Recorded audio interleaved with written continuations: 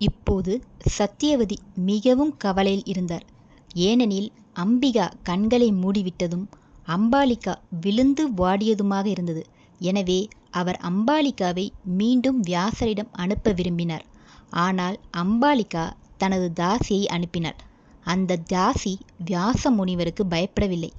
பணிவுடன் அவள் சேவை செய்தாள். அதனால் அவள் புத்திசாலியான ஒரு மகனை பெற்றாள். அவன்தான் விதுரன். 3 சிறுவர்களும் அரண்மனையில் வளர்ந்தனர். அரசகுமாரர்கள் அறிந்திருக்க வேண்டிய அனைத்து கலைகளிலும் அவர்கள் பயிற்சி பெற்றனர். திருதராஷ்டிரர் மிகவும் வலிமையானவர். பாண்டு சிறந்த வில்வீச்சாளன். விதுரன் அரசியல் மற்றும் ஆட்சி நடத்துவதில் மிகுந்த ஞானமுடையவர். அரசகுமாரர்கள் இளமையில் இருக்கும்போது பீஷ்மர் தான் அரசாட்சி செய்தார். அவர்கள் வயதாகும்போது பீஷ்மர் அவர்களுக்காக திருமண பொருத்தங்களை தேட ஆரம்பித்தார். விதுரனுடன் ஆலோசித்த பின் பீஷ்மர் முதலில் காந்தார தேசத்திற்கு சென்று ராஜா சுபபாலனிடம் அவரது மகள் காந்தாரியின் திருமணத்தை திருதராஷ்டிரருடன் கேட்டார்.